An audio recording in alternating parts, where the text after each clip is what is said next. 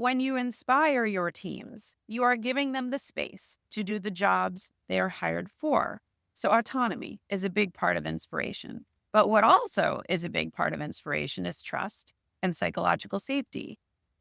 And when you can create that environment, you inspire greatness.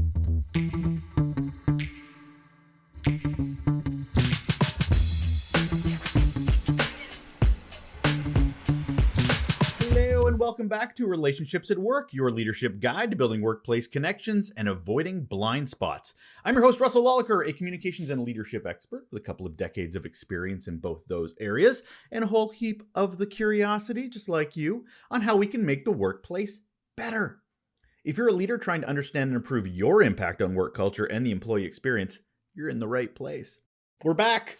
After a couple of weeks away, celebrating my 50th birthday in Thailand, of all places. Yeah, it was one of those situations where I'm like, you know what? I don't want to organize things. I don't want to have attendance and have to go, how many people are coming? How many people can fit in this venue? Blah, blah, blah, blah. I wanted to escape. And escape I did. By the way, Thailand is amazing. I'm traveling from Vancouver Island, Canada, British Columbia. So as much as Thailand's amazing to travel to and from, not so much. I'm dealing with so much jet lag and sleep where I'm getting up at 3 o'clock in the morning, bright-eyed and bushy-tails and ready to go. Not ideal, but totally worth it. So thank you again to Patty Temple Rocks, to Hamza Khan, to Stephanie Kadu, returning guests. I had interviewed them about a year and a half ago, and they're some of my favorite episodes. So I thought it'd be really great to bring those back and to share with you some of these really great conversations about such important topics like ageism, reinventing leadership, and accessibility. What they all are, what they all aren't. I hope you really enjoyed them. But we're back to our regular scheduled program, new episodes with new guests, and of course our mini episodes that pop up every Thursday, and our Raw newsletter, of course, will also be kicking back up. But a place that I want to start first with is around the topic we're going to get into today. It needs some work. It's the trust gap between executives and employees. Gone are the days when anyone thought they could assume trust was based on a title. Sorry, that just doesn't exist anymore. I'm an executive. Of course people trust me. That's a fantasy. If it ever existed at all, even if that was the story we told ourselves. Check some stats here. PwC did a trust survey in 2024 and found out some interesting things. 86% of executives say they highly trust their employees, but only 60% of employees feel highly trusted. Their data also found that lower trust among employees has an immediate impact on just day-to-day operations. It actually isn't about people leaving even if there's no trust. It's that they stay and just work half-assedly. In addition, 60% of employees say they have recommended a company to friends or family as a place to work because they trusted executive, because they trusted the company. And conversely, on top of that, 22% of employees said they've left a company because of those trust issues. That's a lot of people leaving. So let's inspire from the C-suite rather than erode, shall we? Right from the C-suite, right from executives. What can leaders do at that level? Glad you asked. My guest today has some experience in guiding leadership in the C-suite and inspiring employees. Hold on.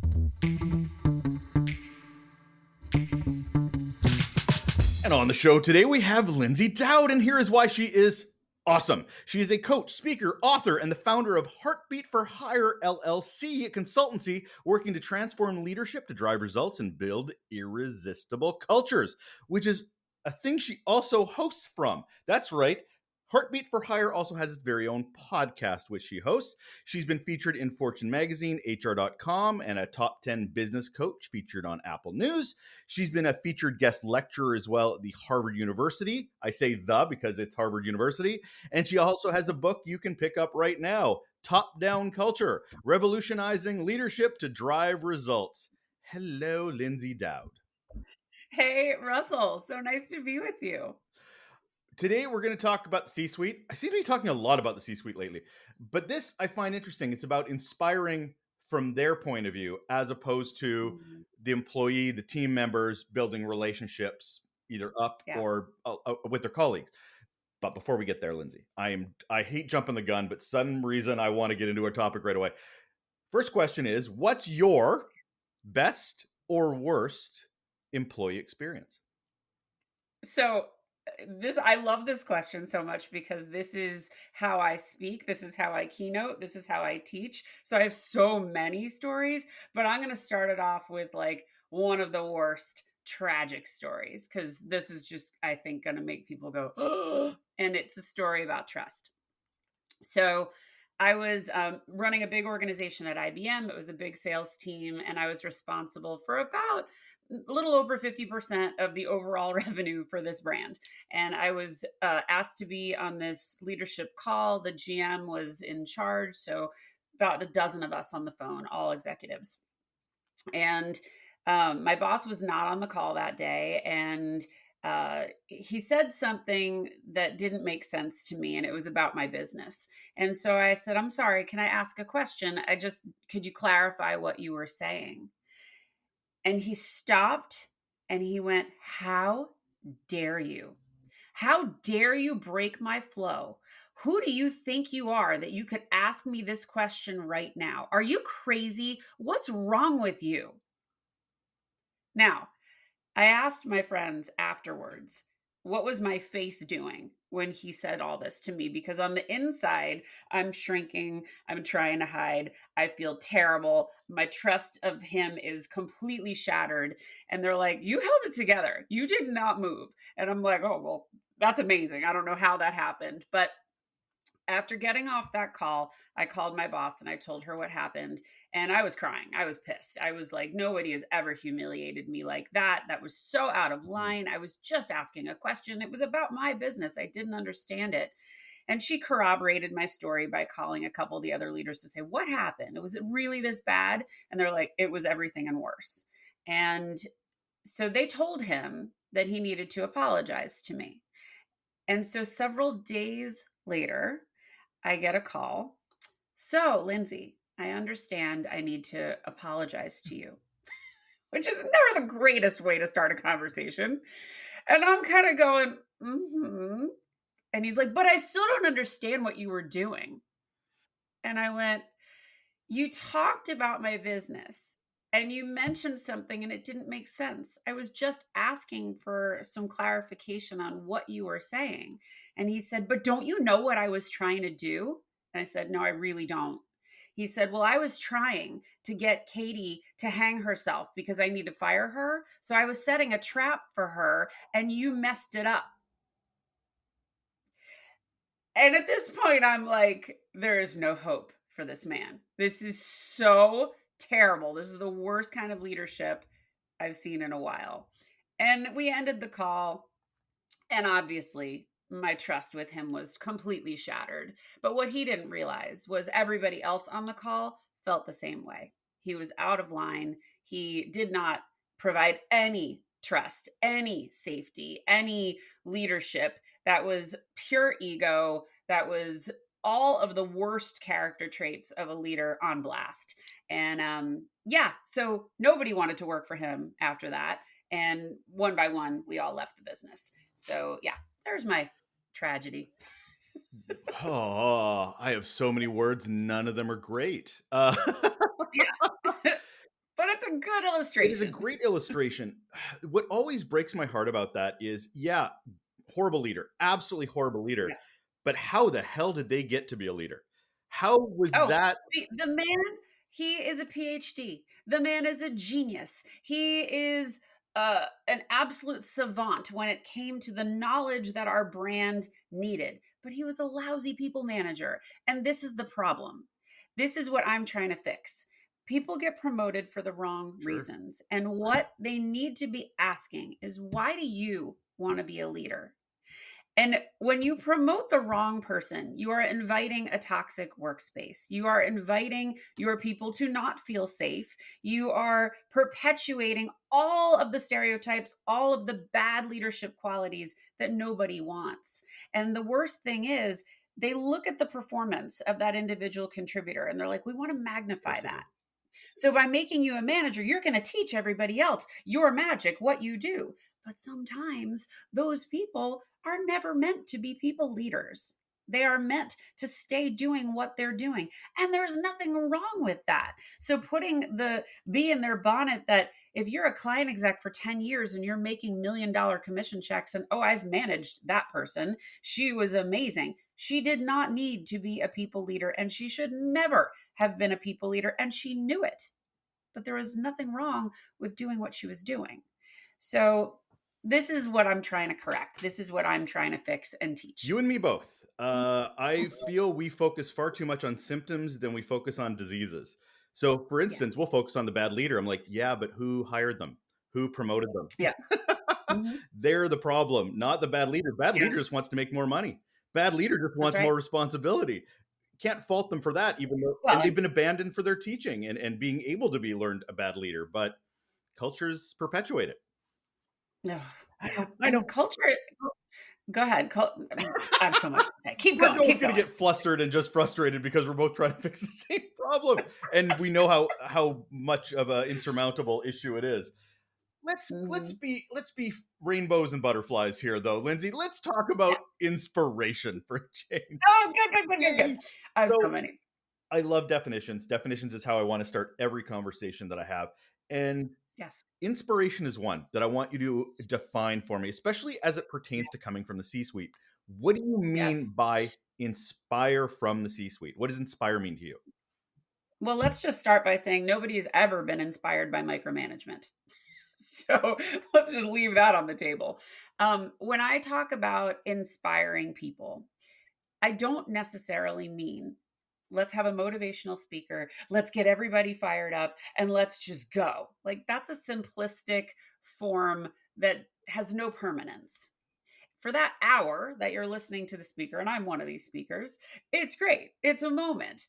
But we leave the building, we have 1,000 texts and 100 emails to respond to, and we're not thinking about that anymore. So, when you inspire your teams, you are giving them the space to do the jobs they are hired for. So, autonomy is a big part of inspiration. But what also is a big part of inspiration is trust and psychological safety. And when you can create that environment, you inspire greatness. Now, you want a story to go with that? Absolutely. Okay. So, I was managing a big organization and I was given a whole bunch of acquisitions. So this was truly the island of the misfit toys. These people didn't care about each other, didn't know about each other, didn't want to know about each other, didn't care what anyone sold. They were like, it doesn't matter. Like that stuff's hard. It's not my bag. I don't care. But I knew as a leader, I had to make them care. I had to give them a reason to want to invest in each other because when we were together and when we're communicating and innovating together, we're better. So I started a storytelling program. And I basically told everyone in my organization, I said, all of you are going to be responsible for telling a story about what it is you sell. But you are going to tell it like you are talking to my retired school teacher mother. You can't use acronyms. You can't use jargon. You have to make it really, really simplistic. And we're going to start telling these stories on our regular team calls. And so everybody had to learn their story. So it taught a few things. It taught presentation skills. It taught them how to simplify what it is they were doing. And all of a sudden, everyone started telling their stories. And the light bulb started going on. And people, that's what you sell? Oh, I need to get you into my client because they have my thing. They need your thing. And so now all of a sudden there's some collaboration, there's some teaming, we're building some trust. But the other thing it started doing was giving people an opportunity to shine. And when someone did it really well, they were like, hey, Betsy, can I talk to you? I want to know how you did your story. Can you spend some time with me? I want to check myself because I want to make sure it's really good. So this program really caught fire. So much so that I said, we're going to make this external. We're going to open this up to our business partners, to the other reps that we sell with, and to our clients. And so we started getting hundreds of Right. people showing up on these calls. And I would get calls saying, I'm so glad you're doing this. This is amazing. I'm now changing my strategy because I now understand what that product does and it works perfectly with what I'm doing. So everyone's looking at us going, I don't know what Dowd's doing over there. It's weird. don't see stuff like this very often, but I called my team Mavericks and Right. Hustlers. I wanted them to think differently. I wanted them to embrace the weird. And because so many people had an opportunity to shine, we had this contagious, infectious environment of fun and of inspiration and innovation and collaboration and communication. And it was amazing. And we crushed our numbers quarter after quarter, over and over again. And people loved to be in my organization. It was a really, really wonderful time. So I'm thinking there's a lot of people I know that would be listening to this going, I don't want any of that. Because, so to be blunt, a lot of salespeople are a certain type of person. And when you're Oh, yeah. talking about Believe inspiring, me, they were all salespeople. I absolutely. know this. But inspiring is not the same for everybody. So if you're Nope. talking to salespeople, are generally extroverted. They're generally Mhm. supposed to be storytellers because they're trying to sell a thing and trying to get other people to But they're connect. not, and they haven't been taught. Sure. So, No, totally, absolutely. But there's also a lot of introverts and neurodivergents mhm. that don't get inspired in the same way. How do you Yeah. approach that as an executive? So, one of the things that I love to do, and this is something I really make sure any leader that I'm working with understands, is everybody needs to have regular one on ones. And I'm not talking forecast calls, I'm not talking your regular business calls. I'm talking special time outside of that to get to know each other and build trust. And this is a moment where you're saying, who's your partner? Who are your children? And write down the names, please. Because if you say, how's Sally? And the partner is Sam, like you look like a jerk. So really keep it, and if for bonus points, put it in your phone. Like have it there so when they call, you have it right there. So that's the first thing. You're trying to establish trust. But one of the other questions you need to ask is, what do you think you're really good at? And what do you want to do? Now, when they answer that question, you're going to learn things about them that you might not have known. I'm really good at analytics. You are? Okay, because I have an analytics project. I'd love your help on it. Do you want to run point? I've got your back. And if you screw up, it's on me. It's not on you because I want you to learn. I want you to grow and I want you to shine. So you're giving people opportunities to pick a lane and thrive in that space. The other thing you have to ask is, how can I be the best leader for you? And that answer is going to be different by everyone you ask. Some people are going to say, stay the hell out of my way, just be an escalation point. Others might say, I actually don't understand my job that well. Can you do some role playing with me? Or could you coach me a little? Or could you get me a mentor? But because everybody has different needs, you can meet them where they are. And then you can advocate for them. So, yeah, this is not a one size fits all. However, that storytelling program forced people to do things that they weren't comfortable with. And there is a lot of growth in being uncomfortable. Our youngest generation right now who's entering the workforce, my children are 16, I have twins. They are terrified of being uncomfortable. Terrified. They would do anything to not be uncomfortable. They would rather text a help desk. They would rather do a self checkout. They would rather not have to talk to a person if they could avoid it. But these are skills that must be developed. And you just have to have empathy for their situation, but you have to say, this is why it's going to make you better. A lot of what you're describing, I would say, is essential for every level of the organization. So Ding, ding, ding. totally fair. And I mean, this is one-on-one. If you're not Yeah. doing one-on-ones as a middle manager or supervisor, I don't know why the hell you're Do there. you know how often that happens? Oh, I mean, rarely. I don't have time. I don't have time for that in my day. Oh, you have time. So I want to get back to our original focus, which is the C-suite, because if a middle Yeah. management doesn't have the time, C-suite sure as hell uses that excuse even more so. So Yeah. how does it get in the way of them understanding that this is a part of their job? Yeah, I mean, I think there's one huge inspiration to me, and that's Sir Richard Branson. And Sir Richard Branson does this better than anybody. And he says, if I take care of my people, they take care of our clients. And that has always been his mantra. And if you've ever flown Virgin, or if you've ever, been a part or exposed to any part of his companies, this is 100% true. And these people are proud of their brand, they fight for their brand, but they take care of their clients. And when you come from that perspective of, I want to take care of my people, I'll tell you another story. one of my dear friends who was a former CEO of his company Canopy, he wanted, when he was building this company, he said, I want a 100% transparent organization. I want us to be able to have give and receive feedback safely. I want people to know that, I care about you as a human, and there are no jerks in this organization. And he really meant it. And so every team call and all hands calls were always met with a lot of heart. And he only had, in his entire tenure, he only had one person leave the company. And do you know what he did? This is so cool. Instead of saying, I can't believe she wants to leave, I can't believe she would do this to us, he's like, I can't match what she's getting. You guys, we're going to celebrate her. We're going to thank her for what she did for us. And that's going to do two things. One, it's going to make her departure really hard. It's going to always make her remember what a great place this was. But two, she's going to a competitor. She will never badmouth us. She will never think poorly of us. She will always think fondly of us. And if there's an opportunity for partnership, it will come from her. So he was very, very wise in building the company this way. And that culture absolutely was thriving. And he crushed his numbers as a result. So every leader has choices. And if you choose to run around with your hair on fire and point fingers at people and blame people and create this environment of high pressure, high stress, everyone will model the behavior that you are exhibiting below you. That's why my book is called Top Down Culture. If you model the kind of behavior that Andrew modeled with his company, Canopy, the vibe will be entirely different. So it's your choice. Everyone has them. And if you've strayed really far from your values, what you initially set out as a company, which many leaders do, and it's because of external pressures, it's because of the board, it's because of financial goals, you have to reset.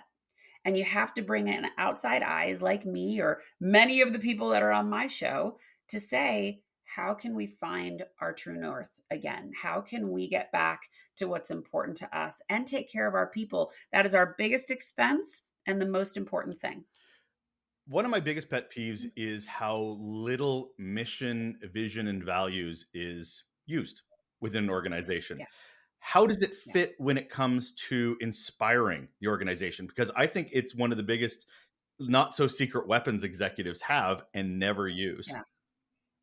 I think the ones who they over architect and they'll be like, we have a 12-step Oh my God. vision and a 15-step program. Guys, keep it simple. Keep it simple. You are there to take care of your people and delight your clients. It's not hard. We make it really hard. We try and get really clever. But when you ask people, when I'm on the front of a stage and I ask a room of people, who here has had a terrible manager? 100% of the room raises their hand. If I ask the same question, who here has had a great manager? The numbers are not as good. I mean, they are low. And that's what needs to change. So be the leader you always wish you had. And when you think about every leader that is in place has had some experience that has shaped them. Draw from those stories. Think of who inspired you. And if you don't have enough of that inspiration, watch this show, watch my show. I mean, we are chock full of these stories, but it is your job to find greatness, to shine a light on that greatness, because that is the example of the behavior you want. So you're right. People totally get lost and stray from those values. They say that core values are important. But if you ask the people, do you know what the core values are? And do you think the company abides by them? The answers might be a little troubling. When I do presentations, when I do keynotes, I ask the room what their vision statements are. And Oh, they don't nobody know. knows. Nobody knows what they are. Which I'm They like, don't know. that's Never. literally the point of where you're working and what your executive is trying to promote. Most are Yeah. too long. Most are too corporate Oh, yeah. speak. None are inspiring. And that's Mm-mm. literally the baseline: short, memorable, inspiring, future focused, Yeah. unattainable, but aspirational. And Yeah. yet, and that's why I'm like, executives like you are representing that vision and mission. So if your Yes. employees in the organization doesn't know what they are, you're doing a Yeah. horrible job inspiring them to attain Yeah. this future work, this future world, because they don't know what the hell it is. And so many organizations unfortunately fall into this. Well, and to add to that, so many leaders are out of touch with what's really going on in the company because they have yes people that are telling them what they think they want to hear. And they have not created an environment of psychological safety where people can say, hey, what you just did on that last call was terrible. You can't do that again, and you need to own it. When you step up and you own it and you say, team, I have to apologize. That was not my best performance on that last call. We are all works in progress. I'm going to work on this, but you will never hear that from me again. When you do that, people are like, it's a pretty self aware person. Mhm. I'm interested to see this change. They might not believe it yet, but when you start to act and you start to demonstrate that you know better, you will earn that trust back. How do you know where you sit now? As an executive in an organization, how do you know, like, just sort of from a self-awareness, situational awareness, which I still think is the two biggest superpowers you can have as a leader, Yeah. how do you understand your current situation? I'm saying I ask this because if you're looking to inspire, you don't know what your Yeah. baseline is now. So you might Yeah. not know your internal brand. What do you do about that? Yeah. So, one of the things I love to teach leaders to do, especially ones that are getting a new team for the first time, is you go on a listening tour. And this is a really important thing to do. So many leaders are like, I've got this new job. There's so much I don't know, but I've got to show up. I've got to like demonstrate I'm awesome and I've got my act together. But if you come at it from, hey, you guys have been here longer than me.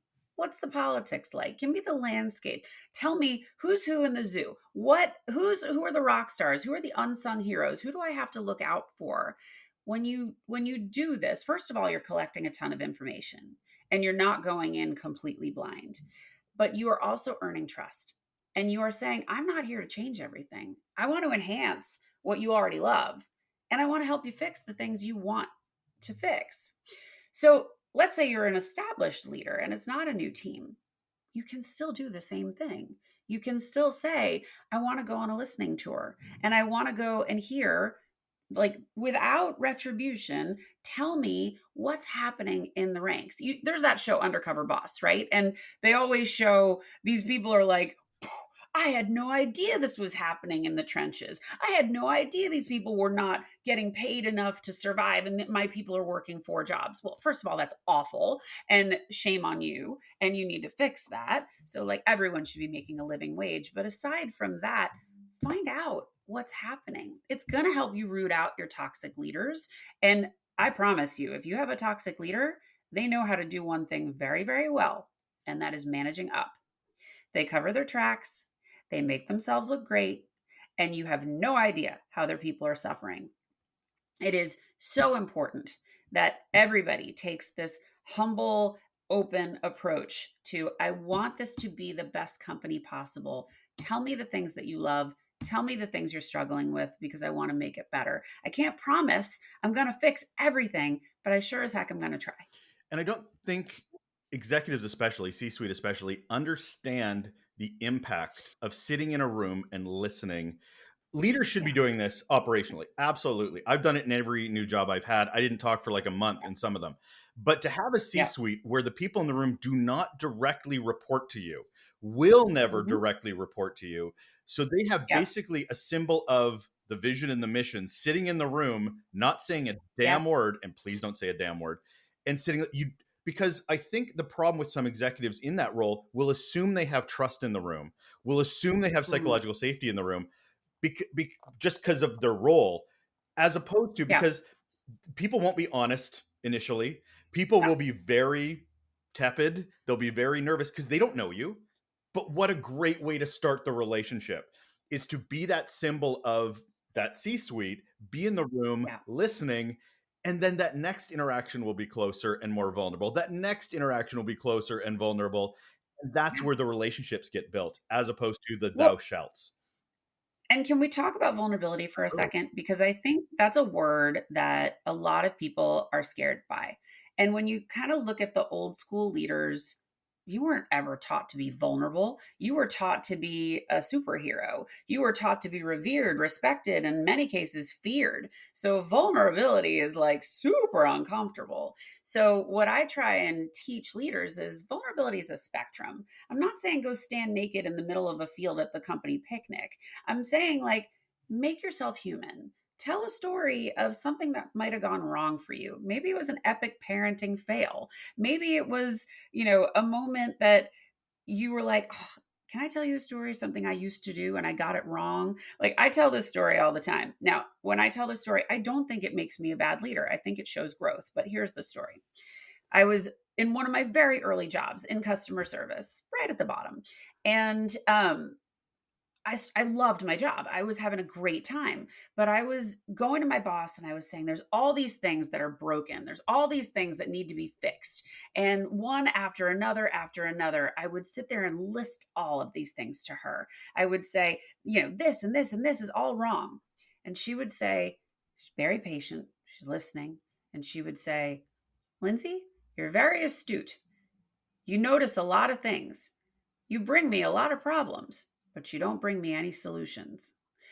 And I was mortified. And I was like, oh my God, I'm the girl who bitches. This is terrible. And I swore I would never do that again. And so I tell that story to my teams and I say, okay, guys, you can come to me with your woes. You can tell me the things that need fixing, but bring solutions.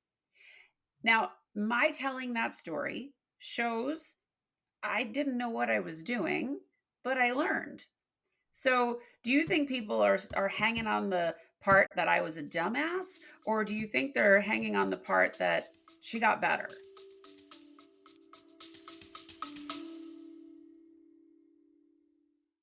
Hey, if you're enjoying the insights from our guests, you'll love our Raw Notes newsletter. It's packed with guest takeaways, the resources that inspire them, and my own tips on how we as leaders can be better humans for the humans that we're responsible for. Go to relationshipsatworkshow.com and subscribe now and help the workplace be more human. Fair. Fair. I always get worried about those stories though that talk about don't bring me problems, bring me solutions, because that in itself is also a huge problem. Because some people will Yeah. never have the solution, and that's why they're asking. They don't have the tools or the experience, and leaders are just using it to pawn off the responsibility of leading. So that always worries So me a little bit. I disagree because I think when you're in the Mm, trenches and you see something wrong and you challenge them to think of a different way of doing it sure. and you give them the space to try, they have a hand in changing the business. And a lot of that comes from actions, right? If you just say, well, bring me a solution, and you kind of sit back and wait with that attitude, it's probably not going to go real well. If you challenge them and say, I want to try something different, let's give it a shot, people are much more willing to come to the table with those And solutions. I don't disagree with that at all. But how many employees will never come to you with the problem because they don't have a solution? And then the problem gets worse and worse and worse. I think creating that space though to have the conversation, and maybe that's a wider conversation where you can have the team involved and say, how can we address this? How can we fix this? There must be a better way of doing it.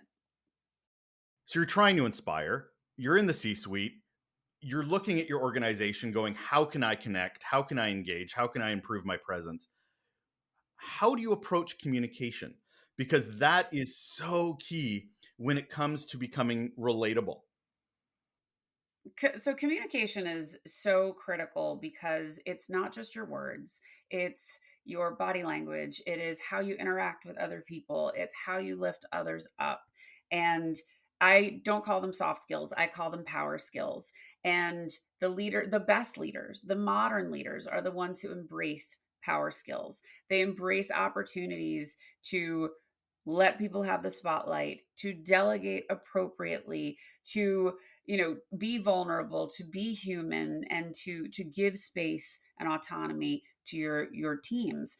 And so the big mistakes that I see is I communicate one way to the whole organization, and I communicate differently to my direct reports. So when you're inconsistent, it causes doubt.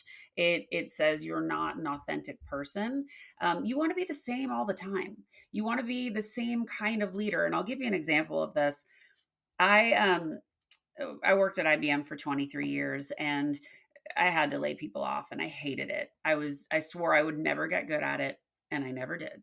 And because I was Lyndsay all the time, and because I was um, leading with heart and putting my people first, they knew my voice, they knew my message, they knew my intention. So when it came time to laying people off, um, they give you a script and they say, these are the things you have to say. Don't deviate from the script, which script never sounded like me. So I would get on the phone. You were not allowed to say you were sorry. You were not allowed to say, I know how you feel. You were only allowed to read from the script. And so how I would do it is I would say, okay, so I'm going to read the script to you. So they understood that it wasn't me, but they already understood that. Do you know how many times these people would be like, I'm so sorry you have to do this. I know how hard this is for you. I'm laying them off and they feel bad for me. It was like completely Twilight Zone weird, but it just was a demonstration of my messaging, and the way I led was very consistent, and they felt that. They understood that. They understood the leader that I was. And a lot of those people that I had to lay off, I'm still in touch with today. I still support them today. And it's a painful process to watch anyone go through. So I think you have to be pretty empathetic. Um, but that is a really great example of like, you are one tone, you are consistent, you are not like a flaming lunatic when you're talking to your direct reports and you're like, so team, how is everybody today? That is not real great modern leadership when you do that. Well, a lack of sincerity too, right? I mean, that's if you're sticking to this homogenized piece, you're not inspiring anybody because people know those aren't your words. Now, I'm a communications nerd. That's my background. That's where I focus on. So I want to tie back the communications of what you've already talked about, and what I'm hearing a bit is if you're communicating as a leader and you want to inspire, storytelling absolutely helps you with your relatability, helps understand the message easier. Vulnerability, as we've talked about, is as you were vulnerable there going, you're uncomfortable, but you're also not hiding your uncomfortableness. Transparency. These aren't my words, but I have to say them. We're here together in this. And the other piece that I don't know if enough C-suite gets is you can't let the words be somebody else's. So if you want to inspire and connect, don't let somebody else write everything for you because everybody knows you didn't write it. That's right. That's right. I mean, having your own voice, and this is the beautiful thing about when I built my teams, I did not want people just like me. I wanted people that came from different backgrounds, that thought differently, that brought different things to the table because it helped us think differently. It helped us innovate. It made us better. And when everybody has their own singular voices, you become known for specific things, and you want people to be known for those things. You want the inspirer, you want the class clown, you want all of these people that, oh, we're looking for something funny, let's call Dwight, he's great. Whatever it is, you want people to have the things that they're known for. And so when you can give people the space to show their personality, that's a good thing. So, as a C-suite person communicating, it's generally either done to vice presidents or junior executives, or it's to the general organization. It doesn't tend to be different than that unless they're great leaders and they're walking the floor talking to other people. So now that we're sort of in this remote hybrid piece, Mm, there's even less of an opportunity for these executives to connect and inspire face to face. So, yeah. how does this inspiration show up when you are doing virtual town halls, virtual this and virtual that? So I don't think it's that different than being in person. I think the important piece to remember is you are that one voice. You are that one human. You have that style that is yours. And just because you're remote doesn't mean the message changes. I think there is this movement right now that people truly believe that going back into the office is the only way to be effective, and it is not. It is a mistake. It is very male driven, and if you ask your people what they need, many of the people are just going to say, I just need flexibility. I have a family and I have to balance things with my partner, or I have to take care of children, or I have to take care of an elder. I will start working at 5 a.m., but I need to be done at 3. Well, who cares when they're getting their stuff done? Just give them the space to do that job. So, how you deliver those messages is crucial. And remote or in person, it doesn't matter. If your message is consistent, and look, we saw all of those terrible examples of laying people off without an executive in the room, or like, HR, you do it. Like, that's terrible leadership. You should not be doing that at all. It is so uninspired when you just let other people deliver the hard messages. You have to really step up, let your voice be heard, be vulnerable, but talk about the challenges that you're all facing. People want to row the boat together. They want to be a part of a team. You have the opportunity to create it. So don't sleep on that.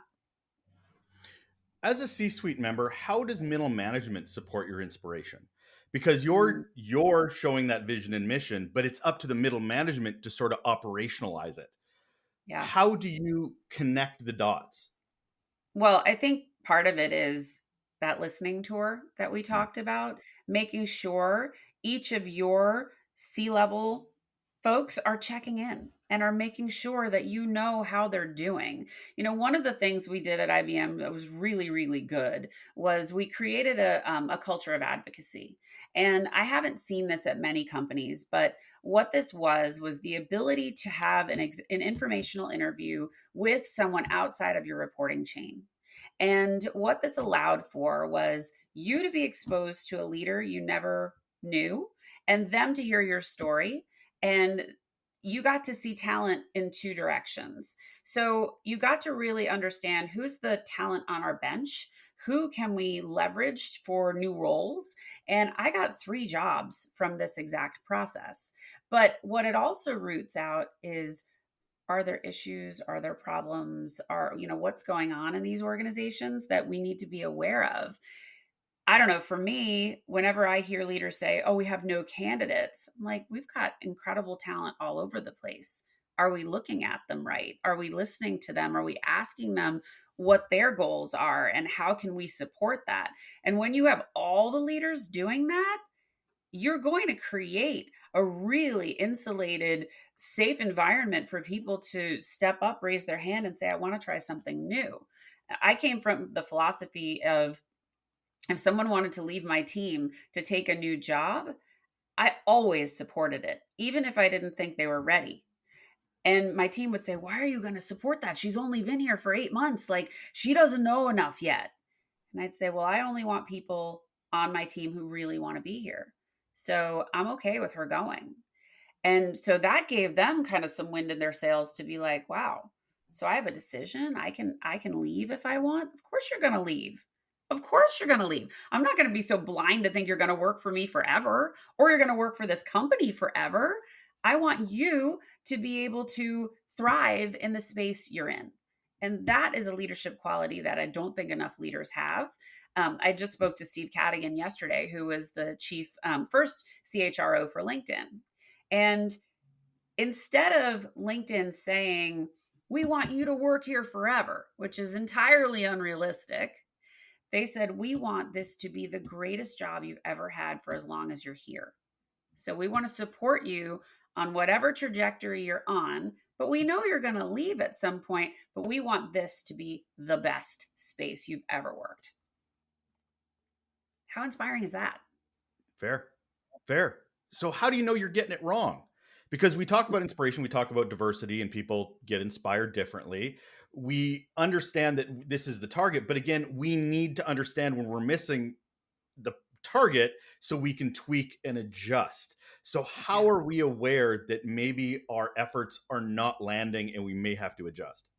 I mean, this is easy. Low engagement. Are you asking questions on your team calls and it's crickets? That's a problem. Are your numbers poor? That's a problem. Are your people leaving? High turnover? That's a problem. Are you seeing people not on camera, not showing up, being late, nonchalant? When all of those are signals of I'm uninspired, I'm not engaged, I don't feel supported, I don't feel like you see me, they're mailing it in. And as a leader, when your people are just, yeah, I'll do it. You gave me the assignment, I'll do it. Versus, okay, I want to do this. I'm going to make it the best I possibly can, and I have other ideas. Are you interested in hearing? When you hear those words, you're hitting the right nerves. When it's the others of, okay, got it, boss. Yeah, it's not good. You've worked with quite a few leaders to help them down this road of being an inspiring member of the C suite. Can you think of any stories you can share where there's been that light bulb moment for them and what sort of helped them get that light bulb moment that this is part of their job as opposed to just managing up or, Yeah. making sure the board's happy? Yeah, so I was coaching a CEO, and she had moved from CFO to CEO, which is a pretty hard leap because as a CFO, you're numbers. You're not really inspiring people. You are responsible for budgets and, all of the things that make make the company profitable. And to take that leap to CEO is challenging. And she said to me, she hired me to coach her, and the first two sessions, she was giving me all the answers I wanted to hear. And I was just kind of going, why am I here? I don't get it. And so she finally confessed and said, I said, tell me what you really want because I really don't get it. Right now, it sounds like you're doing everything right. And she said, well, Lyndsay, I do really good work and I think people respect it. I just don't think they like me.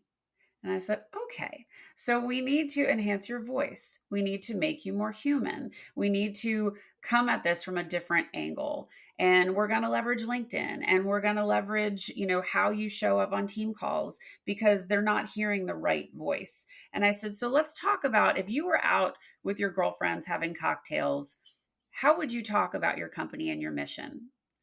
And she'd say, well, I'd sound exactly how I sound now. I said, oh, no, you wouldn't. They'd get up and leave. you you want to talk to them and inspire them. You want to make them as excited as you are about your role. And she kind of thought about that. And I said, I know you're fun. So I know that that's in there. Your company just needs to see that. And at first she was like, I'm not really interested in talking on LinkedIn. I have people for that. And I said, well, that's an extension of your voice. So I would like us to work on that. Can we try?